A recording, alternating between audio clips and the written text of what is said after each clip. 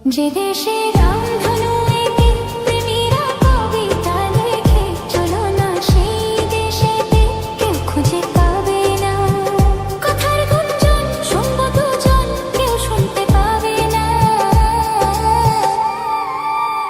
যে দেশে hey guys, আসসালামু আলাইকুম। তো আজকে সকাল সকাল প্রচুর বৃষ্টি, আর এদিকে আমাদের কিট্টু আর কিট্টুর একটা বেবি আছে, সে হচ্ছে এখন বসে আছে, বৃষ্টি দেখতেছে। তো আজ কয়দিন থেকে খুবই বৃষ্টি হচ্ছে, আজকে সকাল থেকে বৃষ্টি মানে সারারই নাম নেই। তো বৃষ্টির দিনে একটু খিচুড়ি না হলে তো হয় না। আর এদিকে আইসলানি নিয়ে এসছে, সেগুলো ফ্রিজে রাখবো। এই গরমের দিনে আইসলানিটা বেশ ভালোই লাগে। তো খিচুড়ি আর গরুর গোশ আজকে রান্না হয়েছে। তারপরে এদিকে আবার একটু বৃষ্টি কমেছিল, আজকে আবার বৃষ্টি মানে বেড়ে গেছে। তারপরে আর কি এত পরিমাণ বৃষ্টি যে সারাদিনটা বাইরে বের হওয়া যায়নি।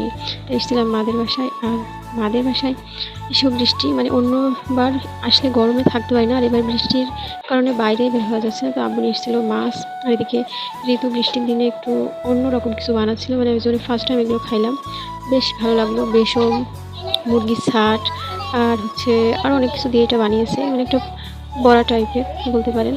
তো তারপরে আর কি আমরা সবাই মিলে খাইলাম। কিন্তু কি ঋতু বানায় কিন্তু ও খাইতে চায় না, আমরাই খাই আর ও শুধু বানায়। তো বৃষ্টির দিনে বেশ ভালোই লাগলো এগুলো খেতে। আদিগুলো খেয়েছে, সজনা পাতার বড়া বানাইছিল। এটা হচ্ছে সজনা পাতার বড়া আর মাছের ডিম দিয়ে একটা বড়া বানাইছিল। তো ইসলাম বাড়ির পিছন সাইডে, এদিকে একটা ফাঁকা ফাঁকা একটা জায়গা এখানে ঘিরেছে, এখন অনেক গাছগাছালি লাগাবো এখানে। আর এটা বাড়ির পাশের সাইড, তো এখানে মানে এই রাস্তা দিয়ে মেন রোডে যাওয়া যায়। তো রাস্তাটা অনেক সুন্দর, আর আমাদের বাড়িটা অনেক সুন্দর। অবশ্যই আপনারা কমেন্ট করে জানাবেন কেমন আমাদের বাড়িটা।